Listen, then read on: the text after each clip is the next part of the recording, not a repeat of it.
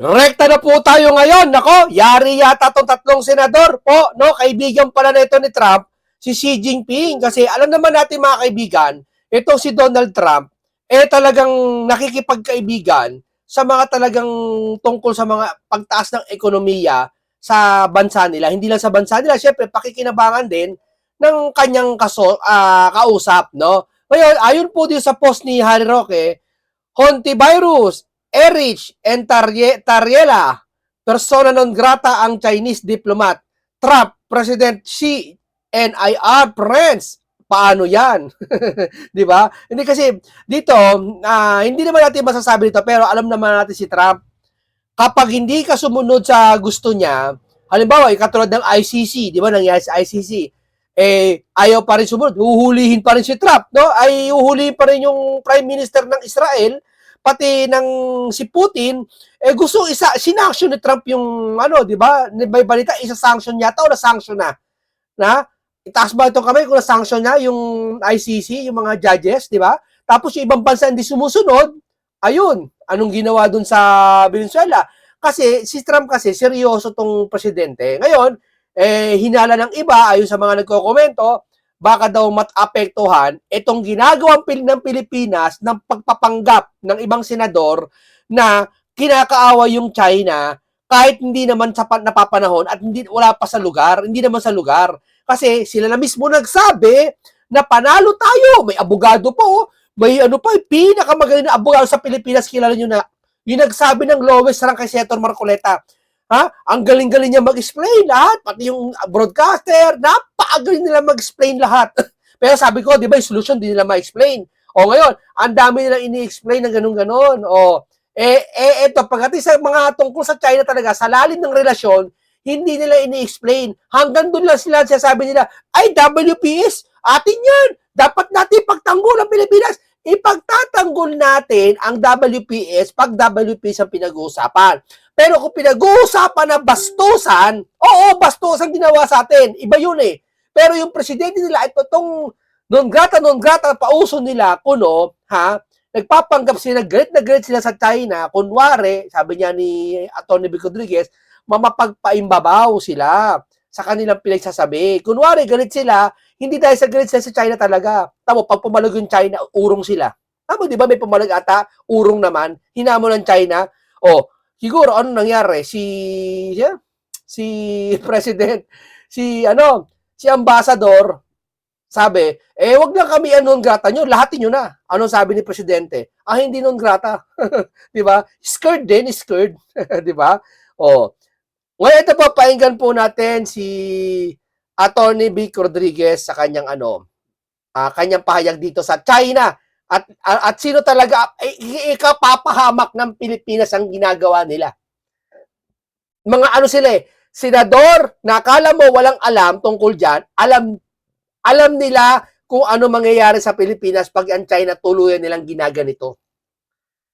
Kasi kayo na nga mismo nagsabi, panalo tayo sa international, sa international law ba yon? Yung tungkol sa dyan sa WPS na yan, na 9-dash line, yan, etc.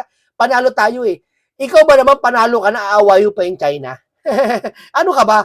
Sa kaso, panalo ka na, away mo pa, mumuray mo pa. Di ba, kakasuhan ka rin, babaitad ka pa? Isip-isip nga ng konti, mga senador. Tatlong senador, ipapahamak pa Pilipinas. Ipapahamak yung mga OFW, yung ekonomiya, yung trade, no? Pahay natin. Yung propaganda, gamit ang ating memorya. Gamit ang ating institutional memory and institutional knowledge na may tuturing sa mga tunay na kaganapan sa ating bansa. Delikado mga overseas Filipino workers at ang kanilang mga pamilya. Delikado saan? Hindi ho ba merong marami, pero katangi-tangi itong tatlong senador. Pabigat na po ito sa ating bansa. Pabigat po ito Sino yan? Sa mga pamilya at mismo sa ating mga overseas Filipino workers. Pati na yung mahilig magsalita na hindi naman siya ang official spokesperson ng Philippine Coast Guard. Papangalanan po natin yung tatlong pabigat na senador. naglabas na rin po ng pahayag ang hakbang ng maisog.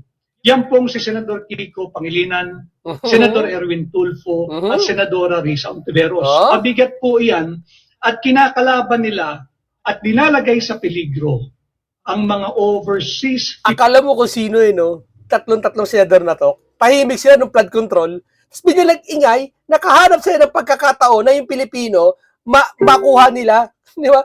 Masimpatyan nila. Di ba? Nung sa flood control, tahimik yung tatlong ito. Di ba? Ang galing ng tsumempo itong mga to, no? Talaga, akala, sa taong bayan kami. Taong bayan kayo? Sa taong bayan. O ngayon, eto, harapin nyo to. Itong sinasabi niya Tony Big Rodriguez, itong China tungkol sa mga trade at economics natin sa OFW. Nag-explain ba kayo tungkol dyan? Di ba? O, ano mangyayari? Akala nyo kasi ganun lang. Gusto digmaan, gusto maangas sila, gusto kampiyan sila ng Pilipino, matatapang kami, hero kami, tagapagtanggol kami ng Pilipino. Hindi nila isip yung magiging kapakanan ng Pilipino sa China. Filipino workers, specifically ang mga nasa teritoryo ng China. No? At syempre, yung basag ulo na kung makapagsalita, akala mo siya ang sekretaryo ng Department of Foreign Affairs. Itong Coast Guard employee, Nako, itong si opisyal Tarela. ng Coast Guard na sweldado na galing sa buwis nating mga Pilipino na nagngangalang Ariela. Importante yung pangalanan sila sapagkat dito sa ating pahina tapat ang usapan. Sapagkat hindi po pwedeng nagtatago sila sa halls of the Senate para walang pananagutan o dili kaya nagtatago sa kanilang uniforme bilang PCG o miyembro or official ng Philippine Coast Guard. At the end of the day, ito po lahat ay empleyado ninyo.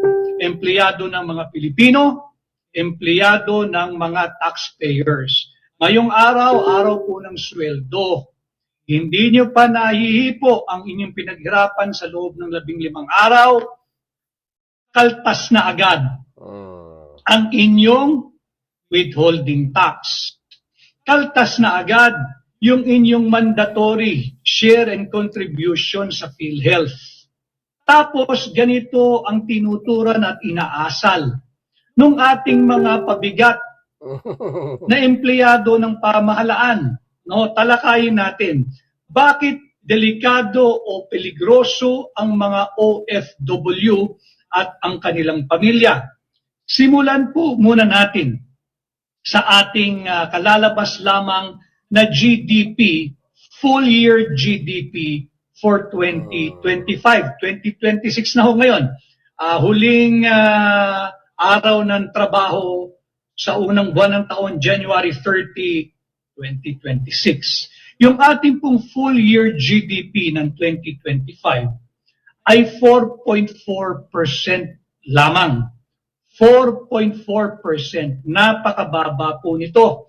4.4%. Hindi lang po narrowly missed the target of 5.5 to 6.5% economic growth ng Marcos Jr. Administration. Talaga pong sablay. Malayong-malayo po sa marka. Malayong-malayo po sa bullseye, ika nga. Sapagkat ang target po ng Marcos Jr. Administration, itong napakakurap at kurakot na administrasyon na nagpapatakbo ng ating pamahalaan ngayon, 5.5 to 6.5%. Ano po ang full Baka sabihin year... nyo, yung 1% na yan, maliit na bagay lang yan. Uy, napakalaki yan. Napakalaking bagay yan bago umangat yan. GDP ng Pilipinas noong 2025, 4.4% lamang. Yung third quarter ho nung nakaraang taon, sinabi nila 4% lang ang ating growth or GDP. After a while, this week, naglabas po sila ng revised, binago. Hindi daw po 4%, kundi 3.9% lang. So dito, mag-iisip tayo, bakit you have to revise yung third quarter GDP nitong kasabay ng paglabas ng ating full year GDP. Maraming kwentuhan, maraming usap-usapan, maraming nagdududa, baka minamasahe lang yung mga figure just to suit the messaging and the narrative of the Marcos Jr. administration. But anyway, from 4%, mababa na po yun. Revise po nila. 3.9% lang. Mas mababa pa. 3.9% yung ating GDP ng third quarter. Ito na po yung fourth quarter, yung ating inaabangan ng matagal. Ang fourth quarter GDP ng Pilipinas for 2025 ay 3% lamang. So makikita ninyo, pababa ng pababa ng pababa. Yung fourth quarter is 3%, a measly 3%. Pinakamababa po ito. Wala po tayong pandemya, walang lockdown. Wala po itong curfew, wala po, walang COVID-19 pandemic, wala. Subalit, tingin ko mas masahol pa o kung hindi kaya kasing sahol ng COVID-19 yung pandemyang ating kinaharap ngayon. Ano po yan? Yung pandemya ng talamak, na kurakot at korupsyon ng Marcos Jr. administration. Kinakailangan po natin, hindi ba yung lagi ko sinasabi, memory versus propaganda. End of the week, they're trying to seize and take control of the narrative para yun po yung mag-shape ng istorya over the weekend papasok ng next week. Hindi po. Balik po natin sa tamang konteksto ang nangyayari sa ating bansa. Memory versus propaganda. Ito pong 4.4% full year GDP ng Pilipinas for 2025. Ito na po yung third straight year na hindi natin namimit yung target mismo na ibinibigay ng pamahalaan. Yung binibigay ng administrasyon ni Bongbong Marcos, revise na rin po yun eh. Yung 5.5 to 6.5%, binago na po nila yun, binaba na po nila yun, pinihit na po nila yun.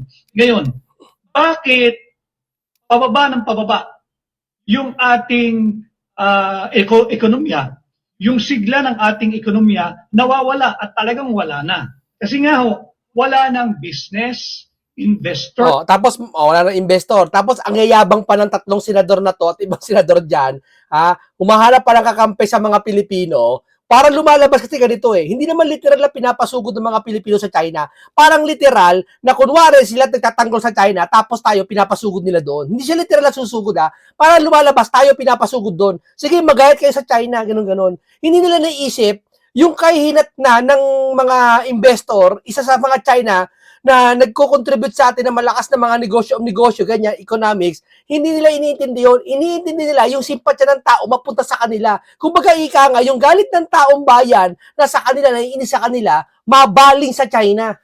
Siya malalabas na hero. Gets nyo? Kaya ang ekonomiya, maapektuhan. Akala nyo ganito lang usapan na to? Ekonomiya maapektuhan dito. Nagyayabang pa ang ng administrasyon, di ba? Ikaan niya, ganito. Mo? Tumingin ka na sa GDP, sa taas ng dolyar eh. Tapos na ang usapan eh. And even you and I, tayong mga Pilipino, ordinaryong consumers, wala na pong business, investors, and consumers confidence. Saka ito, maputol mo tayo bago makalimutan to. Ito, pumunta, tahimik sila ngayon eh, ba't ayaw yung magsalita to? O yung mga nagkakampi-kampi dyan, na pro-China si sabi mo, tuta ng China si Marcoleta kasi kasama ambasador. O ito, ayan Lisa. Lisa Marcos, Chinese ambassador, nagkita sa music event. Ayun, nagkita lang naman pala eh. Nagkita, bakit si Senator Marcoleta? Nagkita, nagganyan, ano siya sabi nyo? Di ba? Ayun pleasant talk. Pleasant o pleasant? Pleasant. Talk with First Lady. Kita nyo naman, February 1 yan, date niya, February 1. Ano masasabi nyo? Sige, di ba? Nag-iisip-isip, sabi niya ng iba eh, baka daw si Lisa, baka daw ang nangyari kay Lisa, hugas kamay. Kasi, alam mo, matatalino din ng mga Marcos, alam nila ang kahihinatnan pag kinalaban niyang, kasi, si Marcos, kaya niya, ayaw ni non grata ni Marcos eh, kasi si Marcos, hindi tatakbo yan eh. Nakaupo na siya eh. Kaya itong mga senador, tatakbo pa sa 2020, magpapapogi sa inyo, sa ating mga tao. Kaya kunwari, ipagtatanggol nila tayo sa China. Kahit matagal ng issue ang China sa WPS, dapat noon pa nila tayo ipagtanggol, gusto nila ngayon na nila ginagawa. Ang masama nito, ngayon na nga lang nila ginagawa, ipagtanggol tayo sa China, ngayon pa talaga, sabay sa flood control na bagay na hindi na tayo ipagtanggol sa flood control. Gets nyo? Kaya peki yung sabi nila mahal. O eto, si Lisa, ano ba napag-usapan to? Hindi ko lang kung napag-usapan nila to. Sabi ng mga nasa comment section, baka daw hugas kamay si Lisa. Di ba? Kasi alam niya, pag ang Chinese talagang tuluyan na mawala, sila mapuputukan. Asawa niya mapuputukan. Presidente mapuputukan. Di ba? Kaya tama si Atty. Vic Rodriguez eh. Economics ang pinag-uusapan dito. Di ba? Hindi yung mga pride nyo, WPS, sa atin nga yan, oo, atin, nanalo na nga tayo sa international abrit, nanalo, gaganyan-ganyan nyo pa yung China. Hindi lalong hindi magmamatigas ang China sa inyo. Wala pong kumpiyansa eh. Makikita po natin ito nung nakaraang Pasko yung dumaan, matamlay. Kikita natin, nakakatuwa ang mga pamilya magkakasama, diyan sa mall, sa parke, kumakain. Pero makikita mo, subdued yung ligaya po na nararamdaman at usually na nakikita tuwing dumaraan at dumarating ang Kapaskuhan. Yung huling Pasko, matamlay, wala pong sigla. Ito na nga ho, pinapatunayan lamang ng ating nasaksihan, tayong lahat, talagang matamlay ang ekonomiya ng ating bansa. May sakit na po. Balik na tayo sa pagiging sick man of Asia. Sick man of Asia, nahawa siguro doon sa state of health ni Bongbong. Pag-uusapan din ho natin mamaya yan. Ano? So, yung atin pong comparison palagi, bakit nagkakaganon? Again, I will memory versus propaganda. Yung mismo nga pong Pangulo ng South Korea na si Pangulong Lee Jae-myung, hindi ba inatras niya yung kanilang inaprubahan na loan o utang na ibinigay sa Pilipinas na worth 2.8 billion. Ito po'y winika mismo ng Pangulo ng South Korea. Bakit niya binawi yung nauna ng inaprubahang loan? Dahil daw po sa massive corruption. Pwede namang sabihin corruption lang eh. Hindi o siya nahinturon. Massive corruption, higante ang korupsyon at looting of public funds. Yan po ang legasiya ni Bongbong Marcos Jr. at ng kanyang administrasyon. Punta po tayo ngayon dito sa ating pamagat. Bakit delikado ang mga OFW at pamilya? Linalahad ko po yung rinirelate ko po sa lagay ng ating ekonomiya, ito pong ating topic ngayong araw. Kung tayo 4.4% ang full year GDP, ang Vietnam ho, ang kanilang full year GDP, dublado, 8.02%. Grabe. Napakalaki. Grabe, di ba? Napakatindi na talaga. No? At ang kanilang target, kasi bunga ng korupsyon natin yan eh. Saka yung mga yung mga kunwari, galit sa China, ganyan eh. Pride nila eh. Gutom na tayo, gusto pa natin awayin ng China. Oo, inaaway tayo, pero huwag mo na awayin. Di ba? Makipag-ayos ka na lang. Di ba? Hindi yung galit na nga yung asawa mo, galit ka pa. Galit pa nanay mo, galit pa yung kapatid mo. Di rambu lang kayo. Di ba? For this year, 10% ang kanilang GDP target for 2026. Meaning, iwan na po tayo. Bakit?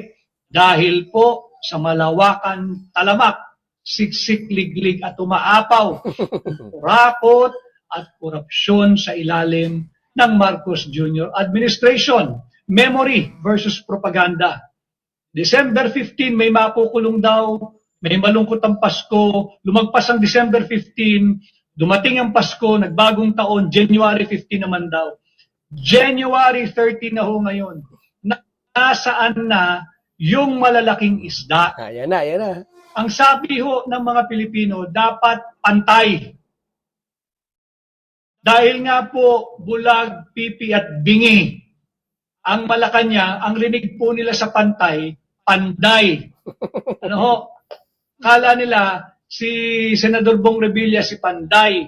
No, dahil nga po wala na sa tamang pag-iisip eh. Galing mo na, galing na, ano ko na. Nasaan si Martin Romualdez? Oh. January 30. Wala nga daw kasing ugnayan doon, sabi ni Boy Tago, wala daw rektang umuugnay kay Martin.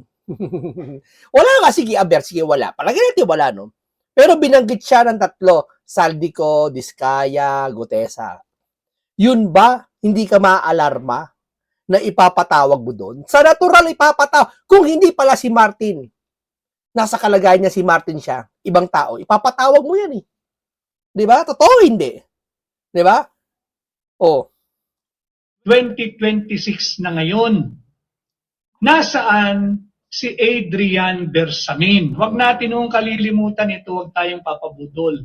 Nasaan si Manny Bonoan? Ano na nangyari diyan sa Blue Ribbon ni Ping? Cover up din po yan, parang ICI eh, di ba? Asaan na yung mga pinagtuturo ni Robert Bernardo, si Trigib Olaybar, si Mina Pangandaman. Di ba yan yung in-sketch ni Senator Marcoleta? Gumawa siya ng pinakaulos, may question mark. Kaya malaki ang papel ng ginagampanan ni Senator Rodante Marcoleta rito. Kaya nga, ano yan eh, siguro team yan eh. Si Libiste, si Marcoleta, iba-iba talaga. Yan magkakaiba. Yan ang bubuwag talaga eh. Kaso nga lang, hindi ko alam kung may blue ribbon ano pa eh. Para matatapos na yata eh. Yeah. Obvious na eh. Itong ginagawa ng dapat talaga, ikuditan na yan si Biskol Bukol eh. Si Wambol University, ikuditan na yan eh. Oh, pahirap sa Pilipino yan. Maniwala kayo. Yung Pinklawan, alam nila kung sino totoong dapat kampiyan dyan. Yung budhi nila, alam ng Pinklawan kung may mali dyan sa administrasyon na yan at sino mali dyan kay School Bukol o si Boy Tago, alam nilang mali yan, dalawa na yan. Kaso wala silang magawa kasi medyo kaalyado nila. Pag yan bumalitad sila, mangyari, mawawala sila ng boto. Yung Maynard,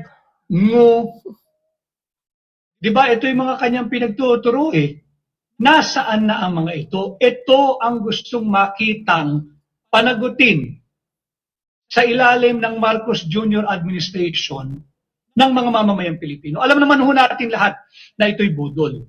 Pero hindi po natin ihihinto yung paniningil sapagkat ulitin ko ang ating advokasya, we demand for nothing less than transparency, full accountability. Peace, may kinalaman po yung peace dito sa ating pamagat ngayong araw. Delikado ang mga OFW at ang kanilang pamilya at seguridad. Seguridad po ng ating bansa, seguridad ng ating bawat pamilyang Pilipino, seguridad sa paninirahan, seguridad pagdating sa trabaho, lalong-lalo na ng mga OFW or Overseas Filipino Workers at ang kanilang pamilya.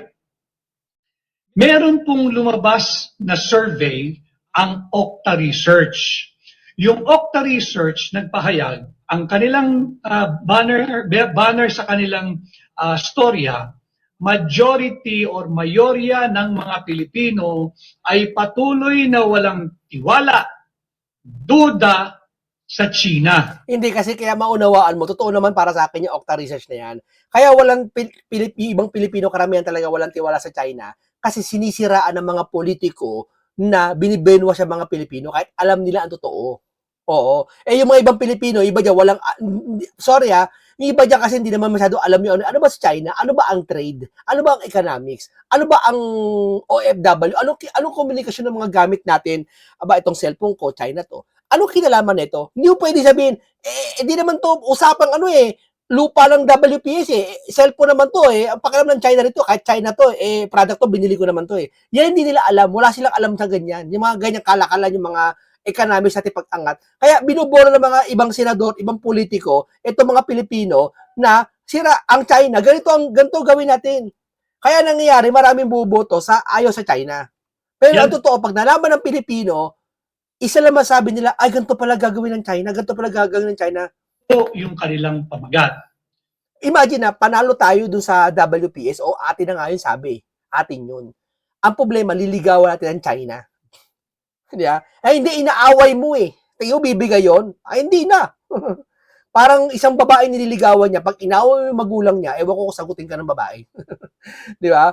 Malabo kayo magkatuloy. Kung sagutin ka malabo kayo magkatuluyan. Di ba? Bago po dapat pinayagan ka ng ligawan ka, yung babae binigay na sa'yo, sige, alagaan mo yung anak ko dapat ingatan mo lahat. Di ba? Alam mo yun? Tayo lumalim sa ating talakayan, Importante po bakit natin pinangalanan yung mga pabigat sa bansa. Tingnan lang ho ninyo ito. Ito po'y pinost ng isang senador. Ang pangalan, yung Kiko Pangilinan. Ano ba asahan mo dyan kay Matching? Diyos ko po, ngayon lang kumikikilos yan. Baka sabihin niya, kasi ngayon lang ako naging senador eh. Hindi rin. Di ba? Ilang buwan kaya ng senador dyan? Ngayon ka na nagsasalita sa China. Saka sa flood control, di ka nakitaan na yung pagtanggol mo flood control. Nag-iimbestiga ka, nakaraan. Pero ngayon, yung pagtanggol mo, sobra-sobra sa China kumpara sa flood control. Kailan ka ba umupo? Di ba? May umupo ka ng May, June, July, August, September, October, November, December, January. 8 buwan ka na sa Senado, ngayon ka na nagaganyan. Sabi niya, nagkalat daw bigla ang mga Pilipinong bayaran ng China sa SOCMED. Napaniwala kasi yung mga yan, na akala nila lahat ng galit sa kanila puro troll, puro bayaran. Akala nila lahat ng tao simpatya sa kanila. Lumilitaw, walang tao pala sa Pilipinas, kumbaga puro troll ang lahat, di ba? Tapos ang talumpati natin sa Senado. Yung talumpati niya, hindi natin. Wala namang pakialam ang Pilipino sa talumpati mo eh. Kontra sa pambabastos ng China Embassy. Pag-usapan ho natin ito sapagkat dito Natawa rin siya. Wala namang nasa peligro ang mga OFW dahil sa mga pahayag katulad nito ni Kiko Pangilinan, ni Erwin Tulfo, nung maingay na Coast Guard na Tariela. Ang sabi nito, ang akusasyon po ito eh, ni Kiko Pangilinan. Tiba, tumatanggap, ibig sabihin, sigurado siya tumatanggap ng tupad sa China troll farms. Alam na this, may pakit pa. Sino siya sabihan mo na tumutupad sa tupad? Sino ba may hawak niyan na budget? Ha? Sige nga. Mga DDS babayaran ng BBM. Napaparari na ba 'tong mga to? Sino mga bayad niyan? Para yung China? Yung budget ng China? Ano ka? China magpa-aksaya ng panahon? Hindi kayo laban ng China. Sa Pilipinas lang laban ng mga ganyan, troll. Ang China walang pakialam sa ganyan dahil ang China, magagaling mga utak nila. Kapag sinabi ng leader nila, sumusunod lahat sila. Ito, economy. Kumbaga sa Chinese, ako negosyo, ayoko ng kompromiso. Kaya kahit sa Chinese, di ba, ayaw ng utang, kahit piso, ito, ayoko may utang sa'yo. Ganyan ang Chinese, ayoko. Di ba? Ayoko t-shirt, ayoko regalo mo. Ito, suot ko, pulit-pulit damit. Di ba, may mga ano ng hardware, kita may manuot, baka punit-punit. Ayoko galing sa'yo, ayoko tanggap regalo sa'yo. Gusto ko, eto, suot ko damit, galing kampanya politiko. Di ba, yung mga gusgusin, mga suit, mga sinyeras niya ng Chinese eh. Pero ang yayaman nun, may-ari ng mga kumpanya yun. Sa mga malaking hardware, o kakilala ko, laki ng hardware, ang laki ng hardware, kanya yun. No? Isang buong street, isang hardware niya pa ganon, yung buong street kanya, kasi nga, puro lagyan ng mga kahoy, hollow blocks, andun lahat naka-imbak yung ano niya, yung factory niya. Darang factory na nga tayo, laki, kanya lahat yun. No? Aba, pag nakausap mo medyo mahusay sa Tagalog na. Magkano yero? Eto, bili ko, yero, benta ko sa'yo, na lang, 1.5 na lang, number 5 ang kapal. Alam mo yun? Marunong na siya pagdating sa mga presyuhan eh, alam yan. Pero makikita mo yung damit niya, gusgusin eh. Gusgusin eh. Saka makikita mo kahit piso, 25. Pag sinabi mo, sa'yo na sukli, nakon, ayaw, hindi po pwede, bawal. Eto sukli, 25 centavos, piso. Nasubukan ko yan, bumili ako ng maraming hollow blocks, tapos may sukli pa ako 5 piso, hindi ko kinuha. Ayaw ng Chinese, ayaw kompromiso. Yeah? Baka sumbatan mo siguro siya eh. Kahit basta magbabayad ang China sa inyo. Purong Chinese yung kabayad para sa troll, mga Pilipino sumugod kayo. Naku! Dito lang sa Pilipinas yan, Kiko, Matching. Gumising ka. Natanda na, Senador, kung magsalita ganito. China tupad para sa trolls. Traidor at umuupak sa Pilipinas, ayuda down payment. Maraming salamat po sa mahigit 1,000 na nating live viewers. Ito po ay pang-iinsulto at pagmamaliit sa inyong kaalaman. Alam ho ninyo, pagka ikay isang public official or public personality at ikay nagbigay ng isang talumpati for or against any group or nation, be prepared to receive a counter or a refutation. Yes. Di ba? Or a rebuke. Hindi Yes. ka dapat balat sibuyas. Yes. Ito ho, nung nakatanggap ng kritisismo, Okay na, hupa na yung away sa WPS eh. Okay na eh. Ano na lang eh, konting pag-uusap na lang eh. Konting ligawan na lang eh. Oh. Gusto nito away, ayan. Sige, kunin niyo yung WPS, kunin niyo mag-isa niyo. Di ba? bigla niyang sinabi, yung mga bumatikos daw sa kanya sa social media ay tumatanggap ng tupad. Linaw po yun eh. Yan no? Tumatanggap daw ho ng tupad. May blue tick po. Ay, nako. Eh, sabihin ko sa inyo.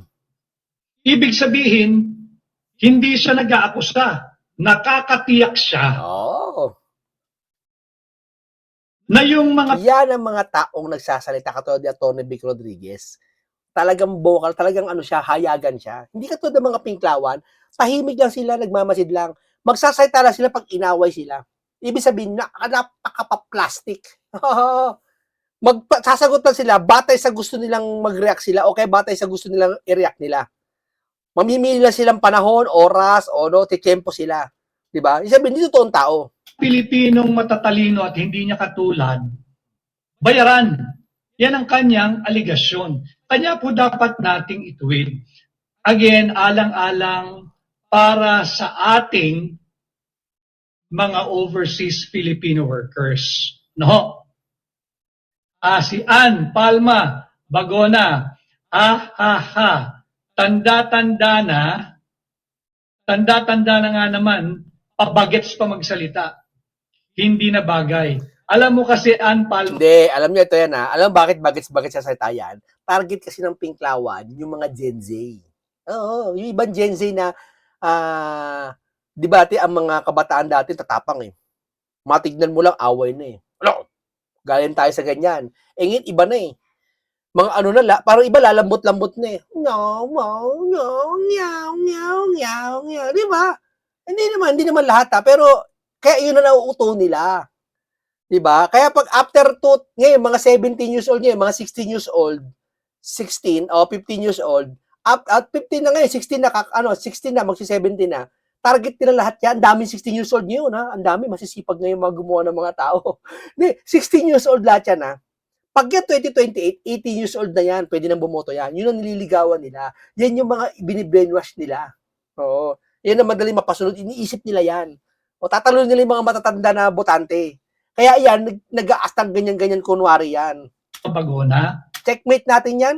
ang teorya ko rito, he is among those who is trying to make himself look good dito sa isang banyagang interes. Ano po ito eh, naglalabasan na po yung mga sumasali sa parada ng mga tuta. Parada ng mga tuta at gustong magpakatuta sa banyagang interes. Ginagawa nilang visible at available ang kanilang sarili, nagpapasikat, hindi po sa ating mga Pilipino, inaapi nga yung mga OFWs eh. Diba?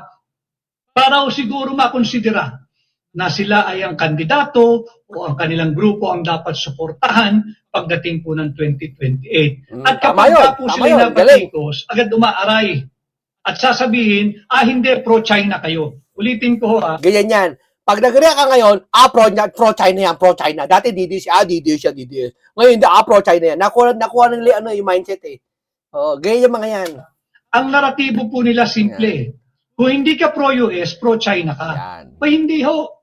Wala ho tayong pakialam sa US. Mayaman na po iyan eh. Maunlad na po iyan eh. Ang China, ganun din po. Kinakailangan national interest. Ano ang national interest? National interest is the welfare of every Filipino. Saan man po silang bahagi ng mundo. Lalong-lalo na yung overseas Filipino worker or overseas Filipino workers. Tinagurian nating bagong bayani. Pero tingnan mo naman ang bibig nitong Erwin Tulfo. Tingnan mo. Ata papansin eh. Sino kayo? Para ganito yung official namin. Kala mo tapang eh, no? Dali mo yan sa flood control. Dali mo yan. Pagkalahi mo, okay lang sa'yo. Nakawang ka. Yeah. Naman ang bibig nitong Kiko Pangilinan. Ang mga birada ni Risa Ontiveros at yung pakikipagbasag ulo ng Coast Guard na si Tariela. Bordering on inciting to war or giving motives for reprisal. Again, Article 118 of the Revised Penal Code. Why? You are putting the Filipino workers within China territory in harm's way. We will discuss that a little later. Ano? So dito po tayo sa Okta Research. Ang sabi ng Okta Research, majority daw po ng Pilipino ay patuloy ang duda o walang pagtitiwala sa bansang China. Usapang diretsahan po tayo. Kung ito'y totoo, assuming ito'y totoo, bakit tayo heavily reliant, bakit tayo heavily dependent sa mga produktong hinahango mula at produktong gawa mula sa bansang China? Totoo yan. Lahat yan. Oh, ano po yung kinalaman yan sa produkto? Bibili-bili naman natin yan. Ing-ing. Malaking kinalaman sa ano yan, sa kalakalan, sa ano yan, palitan lahat ng mga ano. Di ba? Kahit ito nga, oh, ito, ano ba to? Oximeter. Tingnan ko nga to, ano ba to? Tingnan mo yung plastic, saan gawa yung plastic, bubuksan ko yung plastic, saan gawa, Oximeter to, yung sa, ano, sa oxygen. Saan mga gawa to? China rin to, alam ko eh. Pero ito, mamahalin to. Pero yung plastic, China, made in China. Itong cellphone ko, China to eh. Ayoko nang banggitin yung brand, no? Pero alam nyo na. Alam nyo na. China rin yan eh. Ang dami China, itong lalagyanan ko. Ano ba? Ito, to? China rin to eh. Binili ko to sa ano eh, sa mura eh. Mura tapos mga China. Alam mo naman ka China eh. Ang daming China. Ito, nabili ko to sa China. Ito, matagal na sa akin to. Isang taon na siguro sa akin to. Matibay oh. Nilalagyan ko lagi ng cellphone to. Matibay, China rin to. Lahat eh. Diba? Alam mo yun? Palitan no, bibili namin to. Kikita sila, kikita tayo, makikinabang lahat. So, galit ka sa China. Pasyala mong mall na sikat, na pinakamahal na mall, na may-ari mayaman, China's may-ari. Yung bahay mo kaya nabuo, mga hollow blocks, dahil kalakal ng Chinese, ano ng Chinese yan? Binili mo sa hardware ng Chinese. Alam mo yun? Tapos pagkaibot po, siomai, siopaw, Chinese. Tapos paborito mong puntahan Hong Kong. I love Hong Kong. Chinese. Di ba? Nagkakakas ka sa mga singkit na mga gwapis at babae na Chinese. Di ba? Alam mo yun? Tapos, galit ka sa China. Alam mo naman yan. Hindi ho pwedeng pasinungalingan yan. Sapagkat nasa record, tatalakayin din po natin mamaya, China pa rin ang ating pangunahing trading partner in terms of imported goods or products. Sila po yung source ng ating imported goods at produkto. So kung ang Pilipino, mayorya sa Pilipino, patuloy na may duda sa China, assuming totoo itong survey ng Okta Research, ipokrito po tayo. Tama. Hindi lang ho kayo, pati ako, para wala hong pintasan. Tama. In general, pag ito'y totoo, dito lumalabas ang pagiging ipokrito ng Pilipino. Bakit? Paano mo maipapaliwanag na ang ating Napapakinabangan mo ang China eh. number one source of imported products and goods? Hindi ba tinuro sa inyo pagkabata nyo ang impluwensya sa atin ng mga Chino? Kung ano mga na-invento, yung mga lamesa, alam mo yun, di ba napag-aralan din yan? Yeah. Are goods imported from, sourced from, and made in China. China. Yun po yung pangunahing source natin ng mga imported products. Diba? Silipin ninyo ang Green Hills Shopping Complex. Tanyag yan. Sikat yan. Karamihan dyan ay made in China. Yung ating mga kababayan na araw-araw nakikipagsapalaran, hindi kagaya ni Kiko Pangilinan, Erwin Tulfo, Risa Ontiveros, sweldado ng pamahalaan, meron pang MAIF-IP yan, meron pang tupad, may AX na allocation yan. Yung mga kababayan nating ordinaryong Pilipino, pati na yung mga mahihirap, panuorin ninyo kung paano ang kalakal sa Divisoria. Hindi ba't ang bulto niyan? Halos 90% ng mga produktong kinakalakal dyan sa Divisoria ay hinango at made in China. Sige, pumunta ka sa bahay mo ngayon sa plato mo. Yung mga plastic ng nanay mo dyan, tingnan mo yung likod, made in China. Yung display mo, tingnan mo yung puwet. Yung likuran, yung puwetan, made in China. Tingnan mo lahat. Sila rin ba ay pasok doon sa inaakusahan ni Kiko Pangilinan na bayad ng China? Paya ka naman. Nagtatrabaho, nagbabanat ng buto ang mga mangangalakal na ito. Lumalaban ito ng patas. Gumigising ng madaling araw. Hindi ito nakaasa sa tupad, AX, AKAP at kung ano-ano pang ayudang nagmumula sa kagaya mo. Tapos aakusahan mo ng bayad ng China. Sino ang traidor? Ikaw ang nagtatraidor sa mamamayang Pilipino. Silipin nyo na lang yung mga kagaya kong Tagalungsod, Quezon, yung tindahan po ng mga computers, cellphones, and other gadgets, dyan po sa Gilmore. Dyan po sa malapit sa Mount Carmel Convent, yung kumbento. Hindi, lahat na lang eh. Lahat na lang ng mall eh. Lang mga tindahan mga cellphone eh. Tingnan nyo, i-search nyo na lang, ChatGPT, ano po ba ang mga cellphone ng China? Tagalogin mo na, tingnan mo, magugulat ka. Cellphone mo, hawak mo ngayon, China. tingnan mo. Ng Mount Carmel. Meron po dyan eh, yung laging traffic dyan. Saka ano po ba yung mga cellphone na inassemble by China? Tingnan mo, magugulat ka. Pati charger mo, pati yung pati itong gamit kong kortina eh. Na kaya naging itim to eh. China to binili ko eh. By St. Paul, Quezon City. Halos lahat po dyan ay produktong hinango at gawa sa China. So ito ba, Kiko Pangilinan, kasali ito sa mga China trolls? Di ba? Traidor at umuupak sa Pilipinas. Paano naging traidor yung taxpayers? Paano naging traidor yung mga araw-araw na nakikipagsapala? Nag-iisip lang kami, Kiko. Di ba? Nag-iisip lang kami. Nakikipagsiksik. Ayaw namin ng away. Sir Kiko, kung gusto nyo kayo na lang, agawin nyo yung WPS. Sige, agawin nyo. Pumipila ng mahaba. Diyan sa sakayan ng MRT, ng LRT, ng bus. Pumipila sa Grab, sa motorcycle, hailing app, kung saan-saan pa. Hindi ninyo kasi nararanasan. May security kayo, may staff kayo, may driver kayo. Lahat yan sweldado galing sa pondo mula sa mga taxpayers. Kaya maging mahinahon ka, Tulfo, Erwin, Pangilinan, Kiko, Ontiveros, Risa, Tariela ng Coast Guard. Huwag tayong padalos-dalos sapagkat may tama, direktang sasakol ito sa ating ekonomiya. Dahil dito sa maanghang na palitan, matibay, matapang ang posisyon, ang naging posisyon ng Chinese Embassy.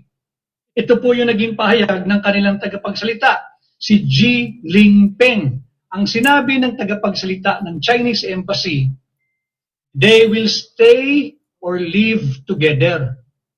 Matapang po yun, napahayag. Ang sinabi, hindi nyo kami kinakailangan takutin.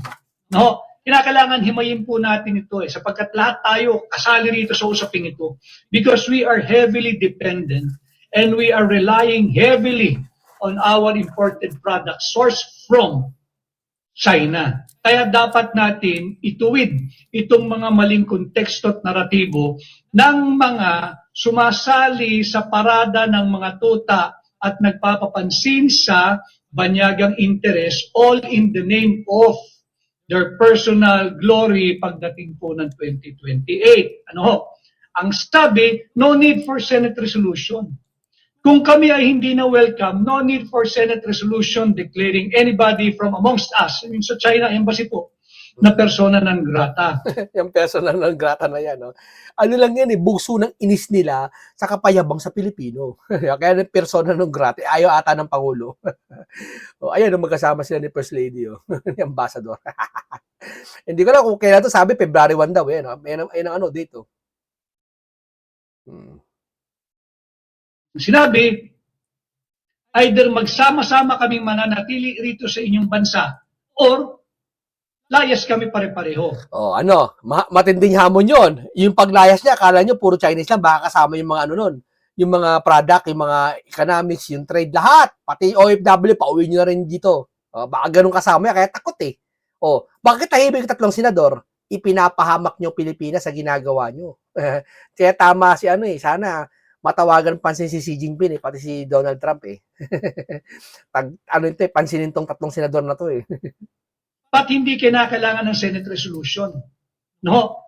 Sa magsabi lang, sapagkat yung credentials po ni Ambassador Jing Quan, yung bagong ambassador po ng China, si His Excellency Ambassador Jing Quan, ang tumanggap po ng credentials nito, ang tumanggap po at nagpapasok dito sa bansa ay ang Pangulo ng ating bansa.